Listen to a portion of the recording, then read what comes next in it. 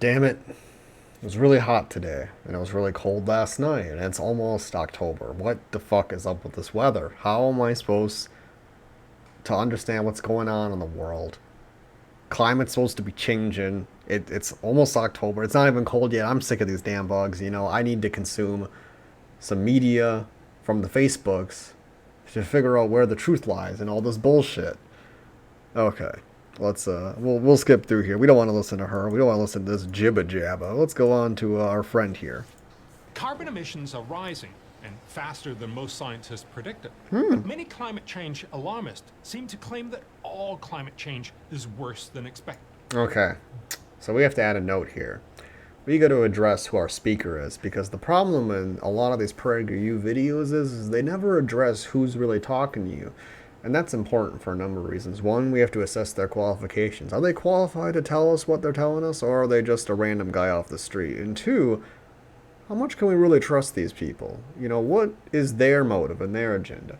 So this Bjorn Lomborg here, who I believe I'm saying his name right, is the president of the Copenhagen Census Center, which, a quick Google search reveals as a U.S. nonprofit think tank. When you dig in a little deeper, they generally hold a bunch of census bullcrap, blah, blah, blah, blah. Basically, an excuse to give a bunch of lazy people a bunch of money. That's a lot what a lot of think tanks are. And then they produce content like this that try to spin the public opinion. This guy became more notably interesting when he published a paper in around 2014, I believe, decrying some of the climate change alarmists, as he so well put it here in the video. Basically saying that the issues aren't really issues. Now, the main thing the Copenhagen Census Center does is applies a cost to benefits analysis of engaging in certain public policies. And what he says that they found when it came to climate change is that trying to keep the planet under a 2 degrees Celsius increase would cost more per dollar put in than it would yield dollar out. So he said it was a bad venture. Now, that sounds a little stupid, I guess. When you're talking about a finite resource like the planet, you really can't put a dollar on saving the environment if that's where you have to live. You kind of have to just accept that there are going to be externalities that are net losses when it comes to ensuring you have a healthy ecosystem. I mean, that's kind of a given. Not everything has to turn a profit. I understand it's a capitalist society and we need to emphasize gaining profit, especially when it comes to budgeting and things like that. But when we have, so much wealth in the world, we can do a lot more pretty easily. It's just a matter of allocating it properly. When we have billionaires, our money is not being allocated properly. It's just basically a dragon sitting on a bunch of gold, As soon as a hero comes along and slays the dragon, metaphorically speaking, suddenly the town and all the people around it can become much richer and, engage in more fruitful ventures in their own lives. And they themselves can become not ever as big as a dragon, but in their own ways, at least live in their own castle. But there is a lot of skepticism that we need to have when we're being talked to by this Bjorn Lomborg here. But let's see what he has to say. This ignores that much of the data is actually more encouraging than expected. Yes, Arctic sea ice is melting faster than models expected, but models also predicted that Antarctic sea ice would decrease, yet Antarctic sea ice is increasing. Well, for those of you who don't know, and I could be wrong here, but I am going to see. I don't go around making ridiculous claims without being honest. Where's the Arctic and the Antarctic? I'm fairly certain the Antarctic is at the bottom of the planet, meaning that obviously, if you don't know where the ozone hole is, the ozone hole is actually at the top of the planet where the Arctic Circle is, where all the ice caps are. The Antarctic is at the bottom, where the sun usually doesn't really hit that often. Only when the Earth tilts enough for it to get sunlight down there. So there is a need for a greater concern for the Arctic melting, because that's where the hole in the ozone is, and that's where the light intensity is strongest, so that if the ozone gets weaker, more heat gets in, the Arctic will indeed melt faster. Now, this guy's trying to kind of, oh, look, these models predicted this, but they were wrong, and then therefore kind of don't trust science. A lot of people will try to use that to trick you. They'll say, look at this, science thought this, and they were wrong. Don't trust any science. But the reality is the science is wrong a lot. That's the point of science. You never 100% know anything in science. You develop a theory, and when you find things that are counterfactuals to what you believe, you add them in to your theory. So he's doing a little kind of logical trick. He's trying to confuse you. Oh, whoops. Yes, sea levels are rising, but the rise is not accelerating. If anything, two recent papers, one by Chinese scientists published in January 2014, Yeah, we don't need to trust Chinese and scientists. by U.S. scientists published in May 2013, have shown a small decline in the rate of sea level increase. Okay, so sea levels are rising, but the rise is not accelerating, but there's a decline in the rise. If sea levels are rising, that's still a problem. I mean, even 2 inches puts a ton of places into unlivable territory. Like, it's a big issue, dude. Like, you can't just, oh, well, it's not rising as much, so, I mean, a lot of the arguments that he makes is they'll bring up things in these kinds of videos, but they'll leave you to kind of get to the end on what to assume. Is basically, here's the thesis. Oh, it's all hysteria, which is, I mean, if you don't remember high school science, I could understand why you could fall for this. But if you remember high school science, you can understand why this stuff can be dangerous. We're often being told that we're seeing more and more droughts, but a study published in March 2014 in the journal Nature actually shows a decrease in the world's surface that has been afflicted by droughts. I mean, okay, I guess it looks like a little amount of droughts, but did they gather this due to rain, or is this due to like irrigation? Because if irrigation is considered, then, well, yeah, of course there are going to be less droughts because you'll have like better technology to move water around. So it's hard to tell. Since 1982. Facts like these are important because a one-sided focus on worst-case stories is a poor foundation for sound policies. Yeah, but you didn't show that climate change wasn't happening. You just said it's not that bad. I mean, a 2% sea level rise, or 2%, yeah, that'd be horrible. 2-inch sea level rises. I mean, worst case scenario that the whole planet becomes unlivable. I don't think people's concerns about the climate is worst case scenario. It's pretty much we need to do something now because we're having an impact on the environment. An example, the Brazilian rainforest is burning or being burned. For a lot of people who don't know, the Brazilian rainforest is grown on very fragile soil that took hundreds of years to develop into that rainforest. If it is cleared, you can't just simply plant trees there and regrow it. You have to wait for the soil to redevelop. This is why it's important to pay attention in geology class. When you were sitting there and you were thinking, why do I need to know about stupid rocks? Well, this is why. If you don't pay attention in class, you can fall prey to propaganda like this. You can't just simply plant a bunch of trees and fix the economy or fix the environment or anything like that, because there are certain environments that certain things grow in. Clearing the Brazilian rainforest for profit is just ridiculous. There's so many other trees, so many other sources of wood that we could use, but instead we have to clear a very, environmentally fragile ecosystem for the sake of, it's money. Like, obviously we need to cut down trees for wood to build things, but do we need to go after such a fragile environment? I don't buy it. I think it's bullshit. Hurricanes are likewise used as an example of things getting worse. But Who's look at the ever US, where really? we have the best statistics. If we adjust for population and wealth, hurricane damage during the period of did you adjust 1900 for to 2013 inflation? actually decreased slightly. Wait, dude, this graph is all over the place. This is not Decrease. Wait, so the decrease is from like here to like down there. That's the decrease. Dude, this is not statistically significant. This is and first off, you have this huge outlier, and you have all this like random shit, and you like, dude, this is not statistically significant. You can't show me your R values. Like, what the fuck? Like, this is looks like a joke, and you didn't even say you adjusted for inflation. So, huh?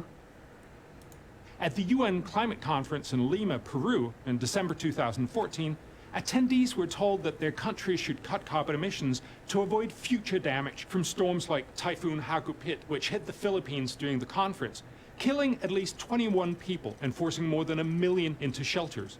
Yet Wow. the trend for strong typhoons around the Philippines have actually declined since 1950, according to a study published in 2012 by The trend, dude. This is so. This is another big problem when it comes to trying to address reality and science and the kind of age of the planet. You need to realize that like a lot of the time when they try to like cool people down when it comes to climate change, they want you to like be cool about it, not to freak out.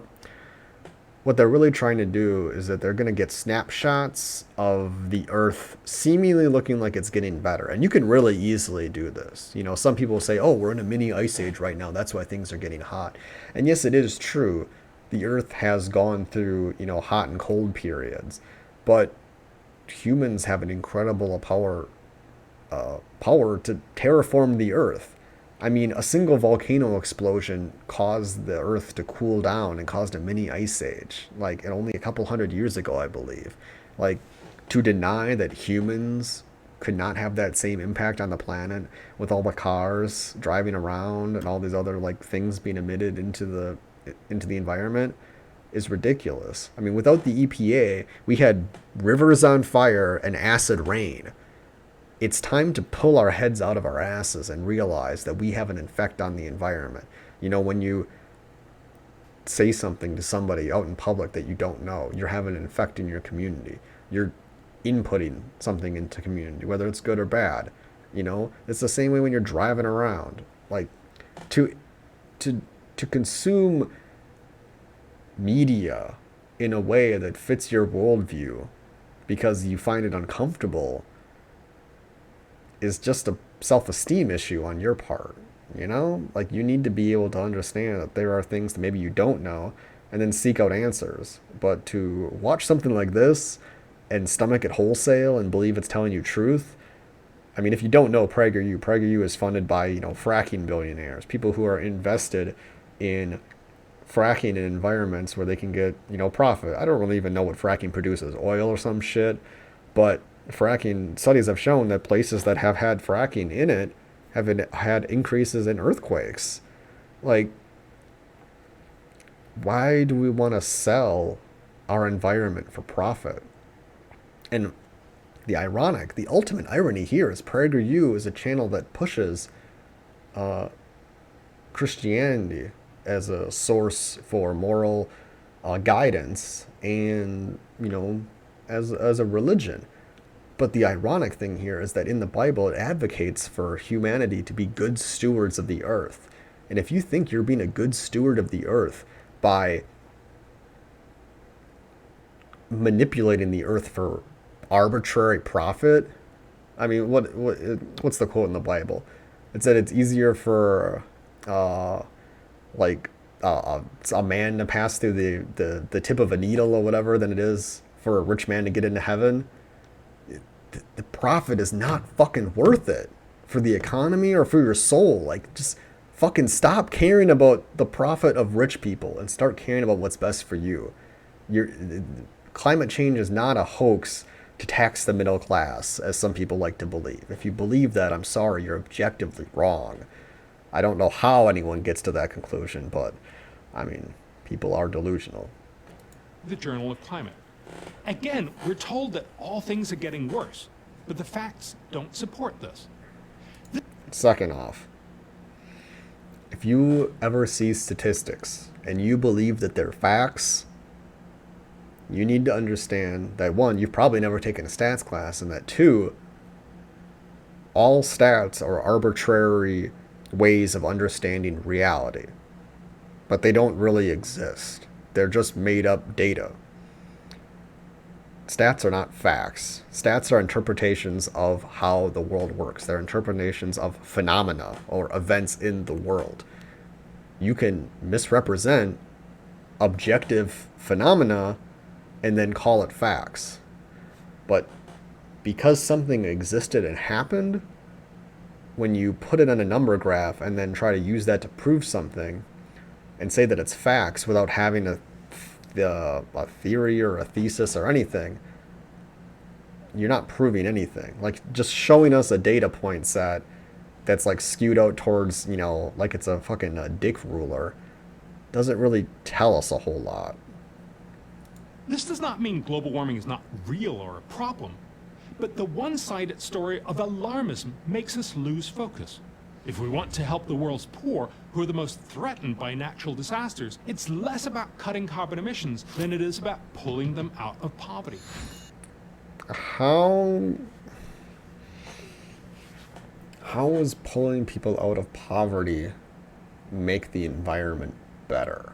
I mean, I know you could have like, oh, well, they're not poor anymore. They can put solar panels on their house or something like that. But the reality, I mean, this is such a like stretch. This is ridiculous. The best way to see this is to look at the world's death from natural disasters over time.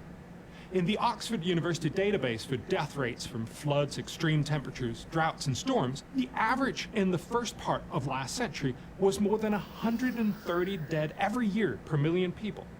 Since then, the death rates have dropped 97% to a new low in the 2010s of less than 4 per million.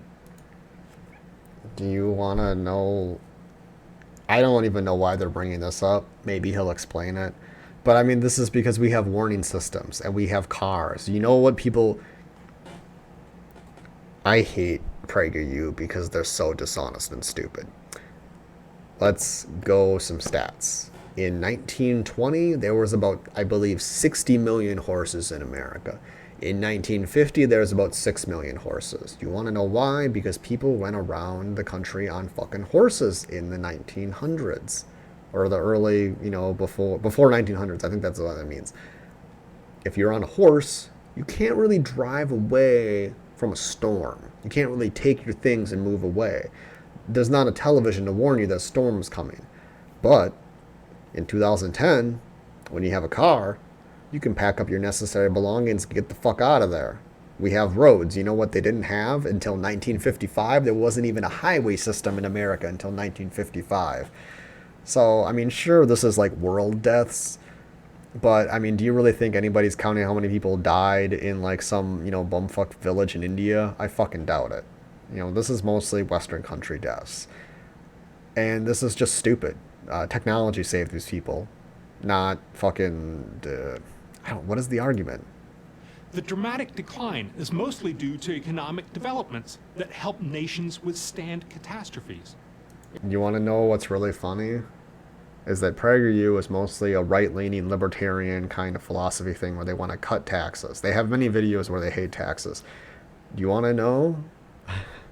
You want to know how we funded the interstate highway in America? Well, the income tax came around in about 1950. The interstate highway system was put into place, I believe, in 1955. I don't know. Seems like taxes allow us to build roads that we can travel on to get away from dangerous areas. Without taxes, we wouldn't be able to do that. Now, this guy's going to say, oh, it's due to economic prosperity and blah, blah. It's like, your economy can be doing as good as it does, but you still might not have good roads, Like, look at Milwaukee. Roads are pretty shit, except for the main road that goes through it. For whatever god-awful reason, they thought they would want to build the interstate through the city. If you're rich like Florida, a major hurricane might cause plenty of damage to expensive buildings, but it kills few people and causes only a temporary dent in economic output. Imagine considering losing your home and power and having to move all your shit out and getting, like, all your stuff damaged as, like, temporary economic dent. Like, these people in Florida are some of the most vulnerable to economic change caused by humans. because they're in such a dangerous environment where the winds sweep up and cause hurricanes and things like that, you know? Like, what a great way to downplay the horrible nature it is to survive something like this is a temporary economic dent. You can tell this guy's never had a hard day in his life. A hurricane hits a poorer country like the Philippines or Guatemala, it kills many more people and can devastate the economy. So let's be clear, climate change It's because is they don't not have worse roads. than we thought. That doesn't mean it's not a reality or not a problem. It is. But the narrative that the world's climate is changing from bad to worse is unhelpful alarmism that prevents us from focusing on smart solutions. A well-meaning environmentalist might argue that because climate change is a reality, why not ramp up the rhetoric and focus on the bad news to make sure the public understands its importance? But that's exactly what we've done for the past 20 years. Yet despite dramatic headlines, apocalyptic documentaries, and annual climate summits, carbon emissions continue to rise, especially in rapidly developing countries like India, China, and many African nations. Alarmist. Wait. So this, okay, that one I have to laugh for a moment. So he's saying that, oh, despite all this alarmism, it's not working because people aren't responding properly. And you want to know why India and China and CO2 emissions on average are rising? It has nothing to do with people heeding the warnings or not heeding the warnings of climate change. You want to know what it comes down to? It starts with a C. PragerU will never blame it. It's capitalism. India, China are capitalist countries. They are going to choose profit over the environment every time. That's just the reality. And especially when you're industrializing, which is a very difficult and dirty process that requires a lot of basically bad climate emissions, you're going to say, fuck it, you don't give a shit, you know? The stuff that they're pumping in the air, it's going to rain down in fucking, you know, Los Angeles anyway. Who cares, you know? Has encouraged the pursuit of a one-sided climate policy of trying to cut carbon emissions by subsidizing wind farms and solar panels. Yet, wait, what? This was so much shit. Alarmism encourages a one side trying by subsidizing wind farms and solar panels. Yet today, what's wrong with wind farms and solar panels? Now, I know there's a lot of bullshit when it comes to solar energy and wind farm energy that says that, oh, there's an article I read. Oh, Germany had to buy back power because the solar panels weren't able to produce enough. Well, here's the reality. The reality is that the amount of solar energy is available, our technology is not able to suck up at the rate that it's available to us. 2, we don't have the infrastructure through our power plant systems and our what are those sub something? I forget what they're called. Substations. We don't have enough storing power for electricity. The problem with, renewable energy, wind, solar, isn't that, it's not sunny during the night.